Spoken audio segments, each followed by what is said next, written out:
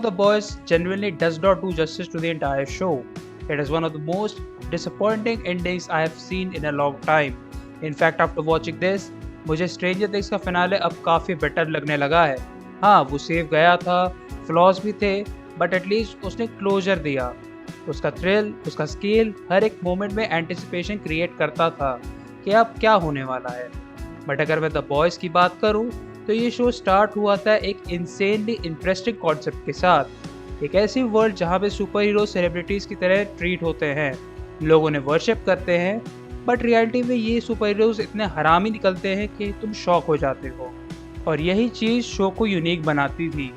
ये हर चीज़ पे सटायर लेता था, politics, media, corporations, influencers, social media culture, जो भी ग्लोबली चल रहा था उसकी पैरोडी निकाल देते थे और सरप्राइजिंगली काफ़ी स्मार्ट वे में करते थे।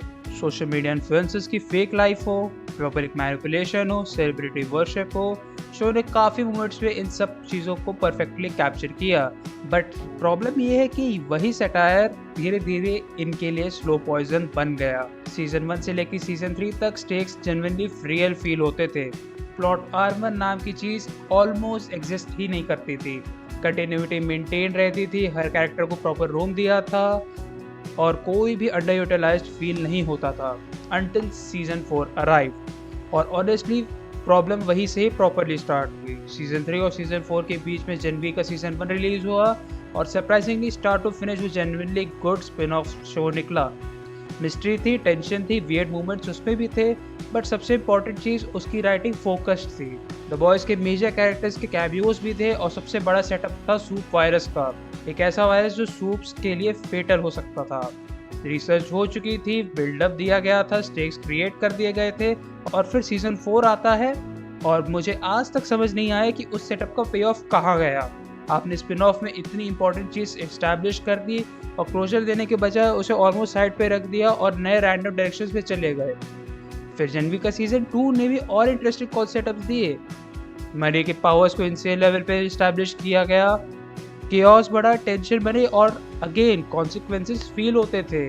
इसी वजह से मुझे जेन्युइनली लगा था कि सीजन 5 एक एपिक पे ऑफ देने वाला है, बट हुआ उसका एग्जैक्ट अपोजिट।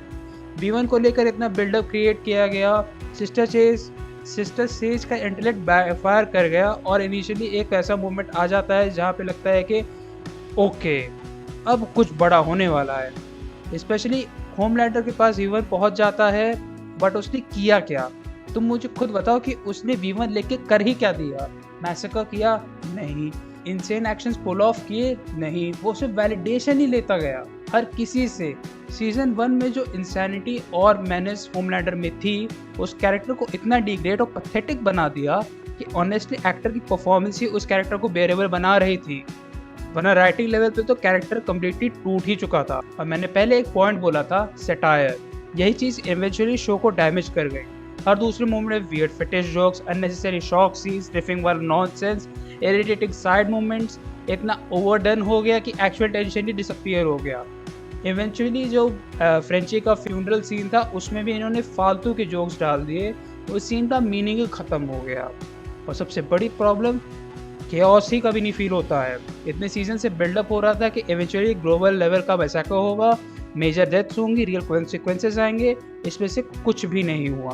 और फनी चीज़ ये है कि जो केओस द बॉयज़ अपने फाइनल सीजन में पुल ऑफ नहीं कर पाया, वही चीज़ जेनवी ने सिर्फ 2 सीजन्स में 2 बार कर दिया। गोडॉल के यूनिवर्सिटी में स्टूडेंट्स लिटरली बार बार मर रहे होते हैं, कॉन्सिक्वेंसेस विजिबल होते हैं, फियर फील होता है कि अब आगे होगा क्या। द बॉयज़ में एक बार भी वो लेवल का इम्पैक्ट फील ही नहीं हुआ। सीजन 3 में सोल्जर बॉय को इतना इनक्रेडिबल सेटअप मिला था, प्रॉपर एक कैरेक्टर आर्क था, मेनेसिंग प्रेजेंस थी, बट सीजन 5 में उससे बस एक ऑब्जेक्ट की तरह यूज़ कर लिया गया। और ऑनेस्टली इतनी लेजिंग राइटिंग का एग्जाम्पल मुझे नहीं समझ आ रहा था। बिली बूचर ने अगर वायरस प्लांट किया था तो वॉर्ड जैसे प्लेस में सिक्योरिटी के नाम पे सिर्फ एक गार्ड था? सीरियसली एक गार्ड? कोई पैनिक नहीं, कोई लार्ज स्केल केओस नहीं, कोई प्रॉपर फॉल आउट नहीं। और इसी वजह से मुझे पर्सनली लगता है कि जेनवी की राइटिंग द बॉयज़ के फाइनल सीजन से लाख गुना बेटर थी। सटायर वहाँ पे भी था, बट राइटिंग की सीरियसली लिया गया था, हर एक्शन का एक कॉन्सिक्वेंस था, स्टेक्स रियल फील होते थे। इवन अटैक ऑन टाइटन में इससे ज़्यादा स्टेक्स थे। उसकी एंडिंग डिवाइसिव ज़रूर है, बट एटलीस्ट एक पॉइंट पे तो फील होता है कि they actually completed a saga. Promises का पे ऑफ दिया गया, बट द बॉयज में इतनी अपॉर्चुनिटी सेटअप करने के बाद भी उन्होंने मल्टीपल प्लॉट लाइन्स को कंटिन्यू करने के बजाय सिंपली स्क्रैप कर दिया।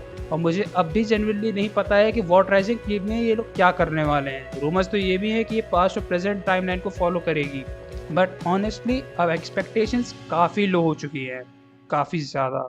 फ्रेंचाइज का नेक्स्ट बिग थिंग क्या होता है, बाकी I will see you in the next one.